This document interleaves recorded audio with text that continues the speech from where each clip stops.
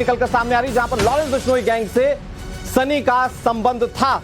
यह बड़ी जानकारी निकलकर सामने आ रही है और इस पर और किस तरह से खुलासे होंगे ये सवाल तमाम बड़े हैं। फिलहाल ये आपको बता दें कि हमीरपुर जेल में लवलेश से सनी की दोस्ती हुई थी और लॉरेंस बिश्नोई की तरह दुनिया में वो भी फेमस होना चाहता था।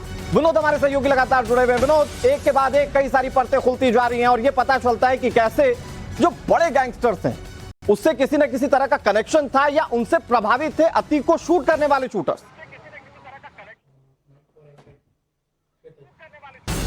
देखिए, बड़ा खुलासा है ये किस तरीके से जो लॉरेंस बिश्नोई है उससे प्रभावित था सनी, और लगातार ये कहा जा रहा है कि इंटरनेट पे उसके बारे में जानकारी इकट्ठा करता था। इसके बारे में जो खुलासा हुआ है वो कहा जा रहा है कि आप 2 दिन पहले इस बात का खुलासा हुआ था कि पश्चिमी उत्तर प्रदेश के जो बड़े माफिया है सुंदर भाटी, उससे रिलेशन था, उसका जो खास गुर्गा था वो सनी था। और ये सनी जो है वो जेल में बंदी के दौरान सुंदर भाटी के संपर्क में आया था।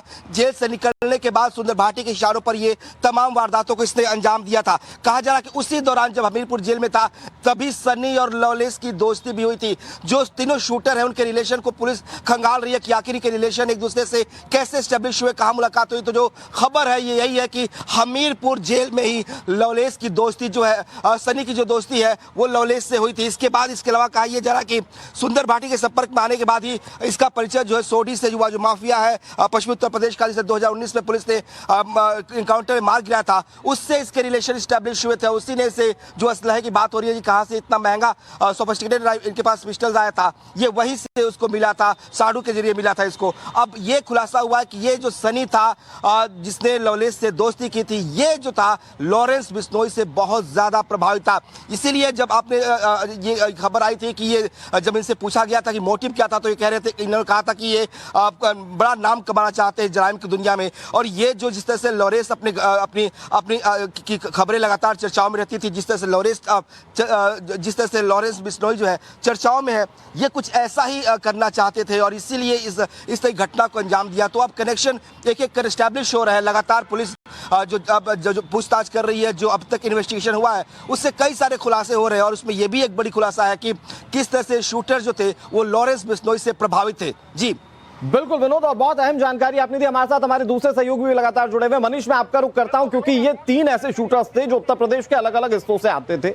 इनका कनेक्शन एक साथ होना और एक ही तरीके से इस पूरी वारदात को अंजाम देना, यह बताता है कि इनके पीछे का मास्टरमाइंड कोई और है।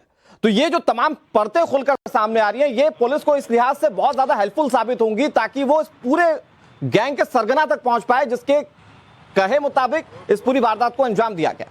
मनीष, देखिए बिल्कुल अनुराग, कोशिश कर रही है पुलिस कड़ी से कड़ी जोड़ने की। बाबर एक शख्स का नाम सामने आया है जो कानपुर का बड़ा माफिया है। 5 से ज्यादा मुकदमे इस पर दर्ज है। एटीएस ने 2013 में से अरेस्ट किया था क्योंकि इसके पास कुछ विदेशी असलाफ बरामद हुए थे। जेल जाने के बाद से लगातार कानपुर में उसकी मौजूदगी है।